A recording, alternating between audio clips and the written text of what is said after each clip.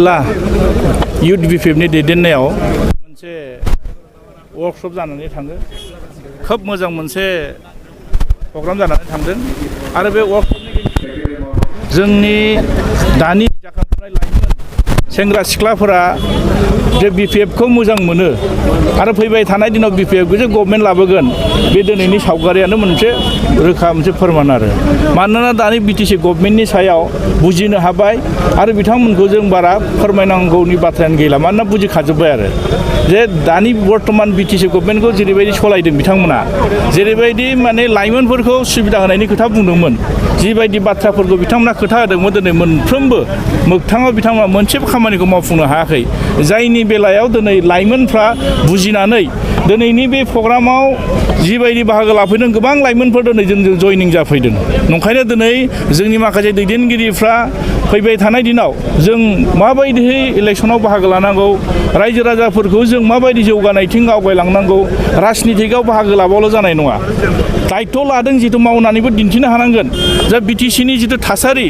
जि हालोद जि अबस्था जानानै दंमोन बेखौ दिनै बिपिएफनि दैदेननायाव 17 बोसोरनि गेजेराव जिबायदि मोनसे उन्नयन मानसिफ्रा नुनो मोन्दोंमोन डेभेलप मोनसे नुनो मोन्दोंमोन नाथाय दिनै इउपिपिएल गभर्नमेन्ट सालायनायाव 3 बोसोरनि गेजेराव जों बांसिन माने फावस खालामनानै थांनायखौसो नुदों आरो जायनि बेलायाव बिथांमोना जिबायदि बाथ्रा बुंदों मोनसेबो बियो मोगथाङाव बिथांमोना मावफुंनो हायाखै आच्चा फैगौ 5 तारिखनि थाखाय माबायदि प्रिपेरेसन जिहेतु उदालगुरि ग्रेन्ड जयनिं हाबाफारि जानो थाखायसो नोंथांमोननि दा बेहायथ' बिराद मोजां मोनसे प्रग्राम जागोन जोंनाव अलरेडि लिस्ट फैदों माने गासै माने 2000सो जोंनाव गोदानै जयनिं जागोन इउपिपिएलनि जयनिं जागोन बिजेपिनि जयनिं जागोन गोबां माने मानसिफ्रा दिनै जोंनि गेजेराव जयनिं जानो थाखाय अलरेडि जुगाजुग लादों आरो नंखायनो 5 तारिखआव नैबे डिसेम्बरनि जिथु 5 तारिखआव जयनिं प्रग्राम जिथु दङ जोंहा बिराद मोजां मोनसे थासारि नोंथांमोना नुनो मोनगोन नोंथांमोना फैबानो जाबाय नुगोन आरो 100% बिराद मोजां बे प्रग्राम जागोन आरो दिनैनि तारिखआव जों बुंनो हायो अखल जोंनि बे उदालगुरियावल' नङा दै जोंनि बिटिसि ओनसोलाव जि जायगायाव जों थांदों बेपारिफ्राबो बुंदों मास्टारफ्राबो बुंदों गासै साख्रिआवलाफ्रानो बुंजोबदों जे बिथांमोना खोब असान्थियाव दङ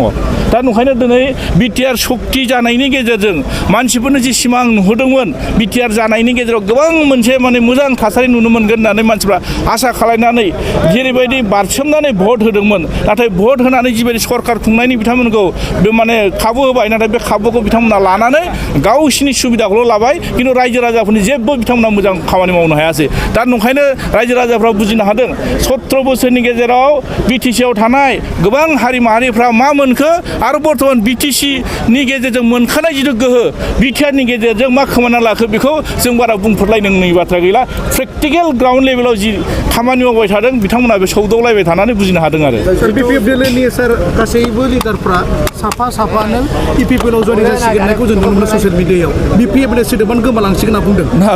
ना बिथांमोना माने शक जादों बिथांमोननि बडि लेंगुवेज बिथांमोननि बुंनायावनो जों हमदांनो हायो सासे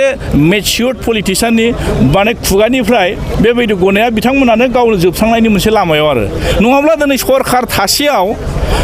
दिनै बिथांमोननि रुलिंआव थानाय जायफोर टिएलसिसि चेयारमेन जायफोर दिनै बिसिडिसि चेयारमेन जायफोर मेम्बार गभर्नमेन्टआव सुबिदा मोनखांनायनि उनावबो मानो जोंजों लोब लोब फैदों दिनै बिजेपिआबो फैदों इउपिपिएलआव फैदों नोंथांमोना सरासनस्रा भाबै नायबा नुयो सरकारनि साइडआवसो बांसिन मानसिफ्रा दिनै थाङो खिन्थु जों बिपिएफआ दिनै सरकार गैया मानो फैदों बेनोथ' मोनसे फोरमान ना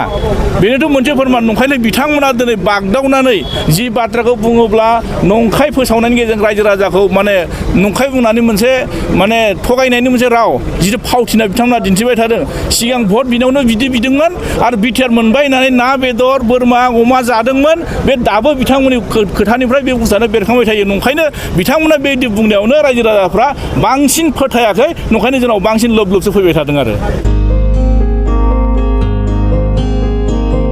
क्रिसमासनि बाम्पार अफार उदालगुरि नोगोरनि शंकरदेव मिशन हाई स्कुलनि साखाथियाव थानाय रेगे रेगां दख'ना गलायाव लफाय एफएनएफ महर ब्रेन्ड बिबार ब्रेन्ड आर'नाइ ब्रेन्ड जुरिपाट माथानि बायदि बायदि रोखोमनि दख'ना आर'नाइ ब्लाउस फालि आरो बर'नि साबसिन हामसिन आगरनि जिफोरखौ हलसेल आरो रिटेल मोन्नैबो बेसेनाव बायनो हागोन बेनि थाखाय नोंथाङा 7896313108 एबा 8471820909 जानबुं नाम्बाराव सुलाद लानो हागोन।